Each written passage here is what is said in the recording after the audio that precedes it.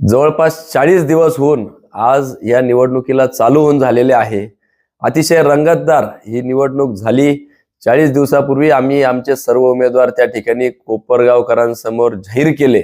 नगराध्यक्ष पदाचा उमेदवार 2000 लोकांचा अभिप्राय घेऊन आम्ही त्या ठिकाणून आमचे कार्यकर्ते, बूथ प्रमुख, शक्ती केंद्र प्रमुख यांच्या माध्यमातून व्यापारी, वेगवेगळे घटक, वेगवेगळे संघटना यांचा मतदान घेऊन त्यांचा विचार घेऊन अगदी पत्रकारांचंही आम्ही मत घेतलं आणि त्या ठिकाणी आमचा उमेदवार जाहीर केला.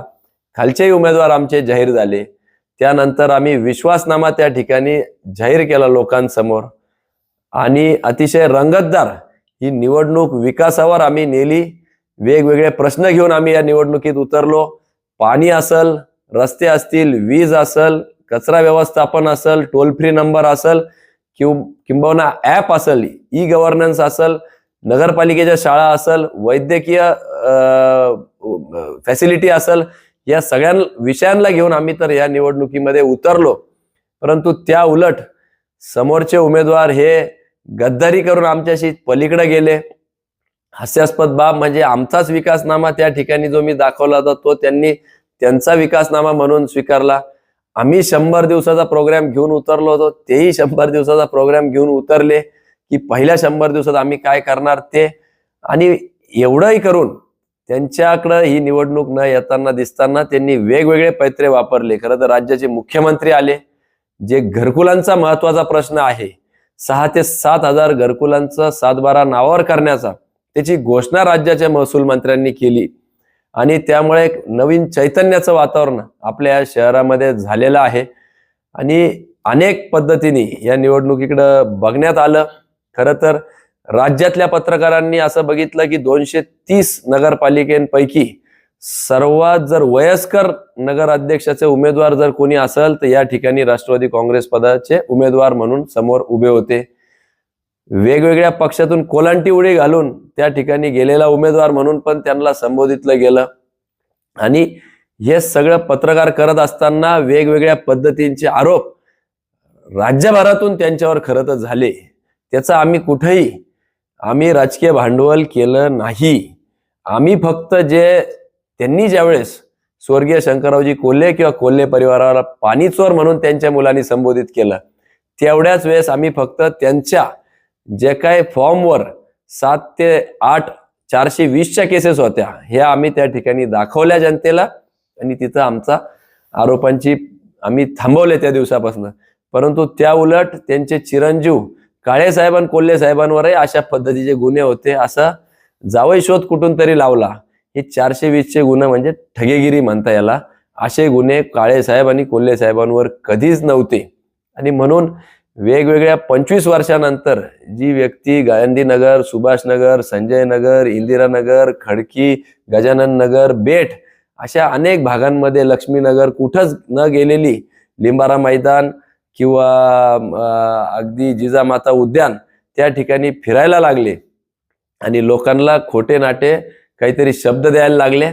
परंतु हास्यास्पद बाब कुठलीच त्यांना खरं तर प्रतिसाद मिळाला नाही आणि म्हणून आम्ही डे 1 पासून ही निवडणूक विकासावर ठेवली, लोकांच्या प्रश्नावर ठेवली, जिव्हाळ्याच्या प्रश्नावर ठेवली. त्यांनी सुरुवातीला आमच्यावर आरोप करून पाहिले, कोल्हे साहेबांवर आरोप केले, नंतर तर जीभ घसरली. आदरणीय ताईंवर सुद्धा ते खालच्या पातळीवर त्या ठिकाणी बोलले. एवढंच नव्हे तर माझ्याबद्दलही खाजगीत काय बोलायला लागले. नंतरच्या काळामध्ये त्याच्यानी काही मत परिवर्तन होत नाही लोकांचं बघितल्यावर त्यांना आम्हीच दाखवायला लागले की तुम्ही पेटीकोट शिवा, मी राज्यभर विकतो, तुम्ही हे करा, आम्ही तुम्हाला हे देऊ. त्याचाही परिणाम झाला नाही, कारण त्याच्यासाठी नगरपालिकेची सत्ता गरज नाहीये, तो नगरपालिकेचा विषय नाहीये. तो तुम्ही खाजगी तुम्हाला जर करायचं असेल समाजसेवा तर तुम्ही करू शकता. कुठंतरी आम्हीच दाखवून पाहिलंय, त्याचंही काही झालं नाही. त्यांचे विकासाचे काही प्रश्न मांडायचा प्रयत्न केला, समता स्टडी पॉइंट वगैरे, त्याचंही बिगुल वाजलं की ते त्यांचं नव्हतंच. कोल्हेताईंनी बांधलेली इमारत होती. 4000 कोटीचा निधीचा अपव्यय झालेला दिसून आला. अनेक भ्रष्टाचाराचे प्रकरण खरं तर जनतेसमोर आम्ही घेऊन गेलो आणि याच्यातून वाचण्याकरता कुठंतरी निवडणुकीची दिशाभूल करण्याचा प्रयत्न त्यांनी केला 100 दिवसाच्या एजेंडामध्ये कुत्रे पळवून लावायचा आहे त्यांचा एजेंडा त्यांनी असे घेतले. त्या उलट आम्ही नदी संवर्धन असेल, स्वच्छ पाणी असेल, स्वच्छ त्या ठिकाणी कचरा व्यवस्थापन असेल, रस्ते धूळमुक्त असतील, असे विषय आम्ही घेऊन गेलो. अतिशय चांगल्या सभा, ऐतिहासिक अशा कोपरगाव नगरीतल्या सभा 2 झाल्या, एक मुख्यमंत्र्यांची आणि दुसरी महसूल मंत्र्यांची. आणि त्यांनी तर जणू कोपरगावकरांना गिफ्टच त्या ठिकाणी दिलं की हक्काचे घर आणि 7 बारे त्यांच्या नावावर करून दिले. त्या उलट समोरच्या उमेदवारांनी अनेकांना बेघर करण्याचे किस्से आपल्या समोर आले. आपल्यालाही मीडियाला त्यांनी दाखवलं की कशा पद्धतीने आपण सक्सेस स्टोरीज लिहितो. ते कुठली स्टोरी लिहित आहे की कोणी कर्ज बुडवलं म्हणजे त्यांच्या नातवांनी किंवा समाजापुढे त्यांनी म्हणायचं की आपल्या वडील किंवा आजोबा असे काही तांत्रिक अडचणीमुळं किंवा काही व्यावसायिक परिणामामुळे असं कधी कधी एखाद्याच्या जीवनामध्ये होऊ शकतं.